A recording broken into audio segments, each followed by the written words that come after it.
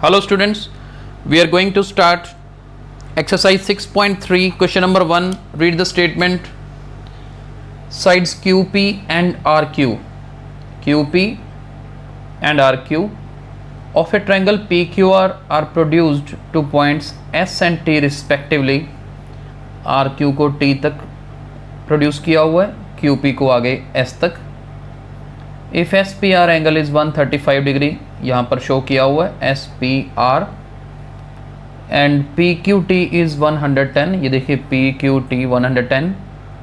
Find angle P R Q. हमें ये angle P R Q निकालना है. बहुत आसान है, हमने काफ़ी क्वेश्चंस कर लिए हैं पिछली एक्सरसाइजेज में.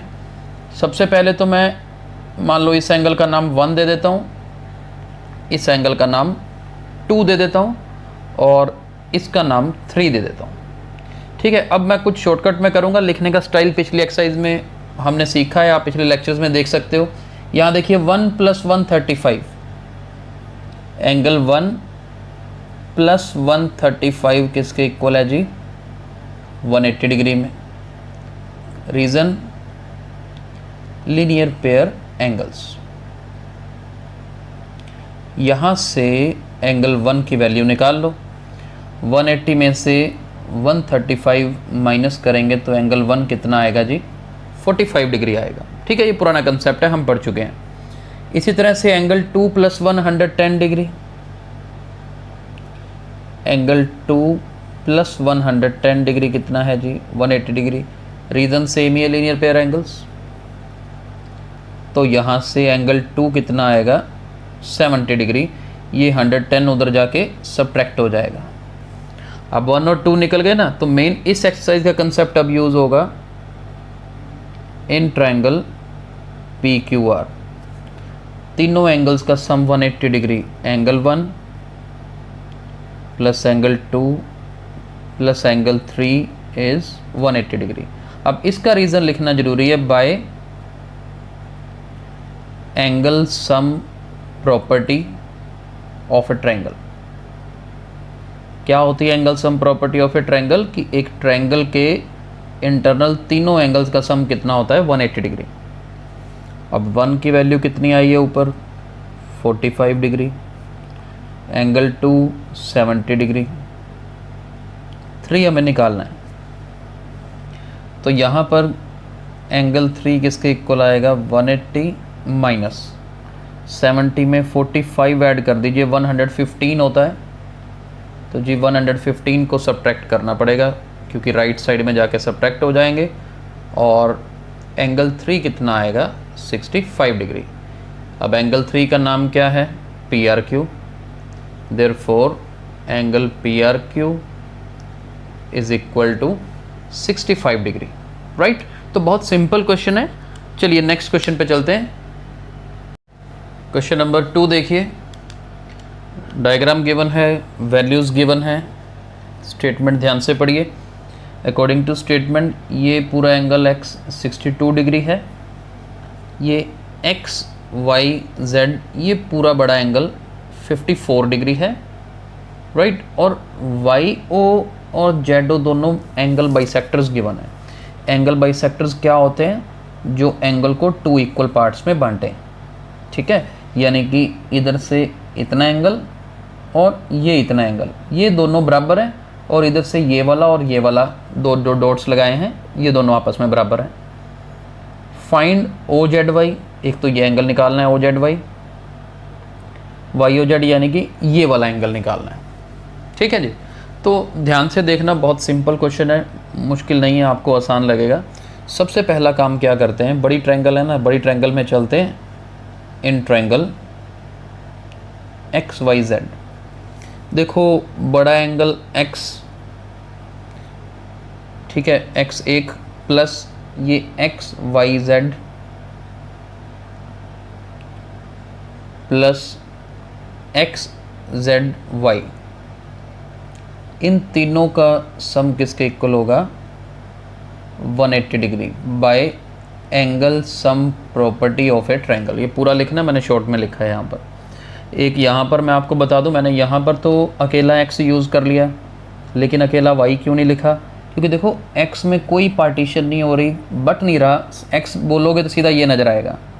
लेकिन अगर मैं सिर्फ y लिखता हूँ तो y पे यहाँ पर दिक्कत आती है, कई कन्फ्यूजन्स होती हैं, नीचे वाला लेना है, ऊपर वाला लेना है, कौन सा लेना है। तो हम ये कन्फ्यूज़न दूर करने के लिए XYZ पूरा लिखते हैं, जिससे पता लगे कि ये पूरे एंगल की बात हो रही है। सेम इधर किया हमने।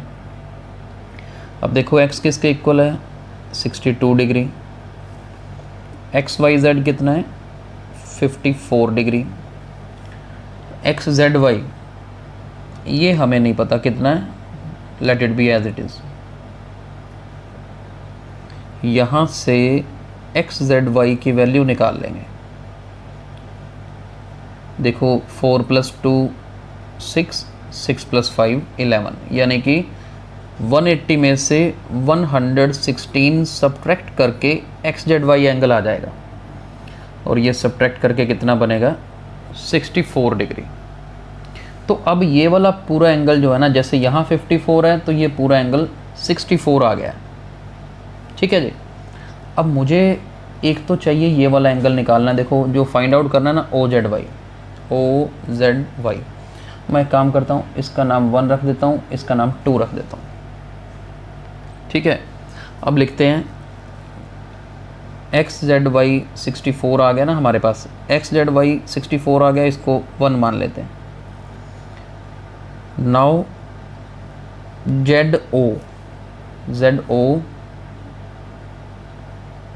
is the angle bisector of angle XZY.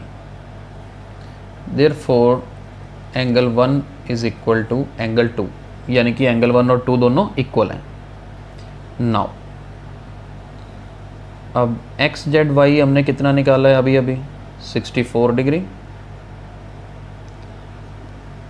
यानी कि XZY अगर 64 है ना तो 1 और 2, 1 + 2 64 हो गया, क्योंकि 1 और 2 को मिलाकर ही XZY बनता है।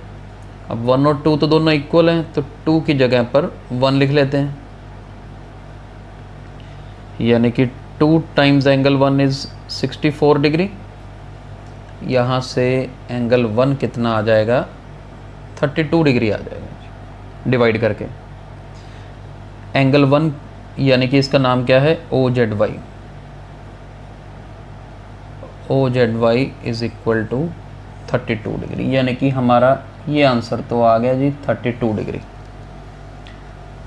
तो यहाँ पर एक आंसर निकल गया है। अब दूसरा हम स्टार्ट करने वाले हैं, बड़े ध्यान से देखना, मुश्किल नहीं है, बिल्कुल आसान है।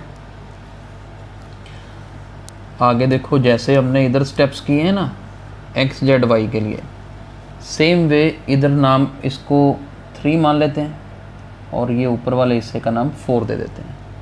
अब मैं यहाँ शॉर्टकट कर रहा हूँ, आप इस स्टेप्स को अपने आप कर सकते हैं एग्जैक्टली सेम वे में। आप यहाँ पर 3 + 4 करोगे तो कितना होगा, 54 डिग्री। 3 और 4 इक्वल हैं, 4 की जगह पर 3 फिल कर देना। 3 + 3 2 टाइम्स एंगल 3, और एंगल 3 कितना आया जी, 54/2 करेंगे 27 डिग्री, यानी कि एंगल 3 27 आ गया। अब इस ट्रायंगल में जाना है YOZ में, इन ट्रायंगल YOZ। यहाँ पर क्या होगा, इसका नाम 1 है ना, तो चलो 1 लिख देते हैं। एंगल 1 प्लस एंगल 3, तीसरा क्या है, YOZ पूरा नाम लिख देते हैं। It is equal to 180 degree by angle sum property of a triangle. Angle 1 कितना है, 32 डिग्री, 3 कितना है, 27, plus YOZ is equal to 180। यहाँ से YOZ किसके इक्वल होगा, 180 डिग्री माइनस, इन दोनों को ऐड करो, 7 + 2 9, 3 + 2 5। 180 में से 59 माइनस करना है, 180 में से देखो 60 माइनस करते हैं तो 120 आता है ना, तो ये 121 आ जाएगा। तो वाई और जेड का आंसर कितना आएगा? 121, राइट। तो आई होप बेसिक इस एक्सरसाइज में क्या यूज़ होना है आपको वो कंसेप्ट्स क्लियर हो गए होंगे। तो आज हमने फर्स्ट 2 क्वेश्चंस कवर किए, आगे हम अपने नेक्स्ट लेक्चर में कंटिन्यू रखेंगे। Thank you so much.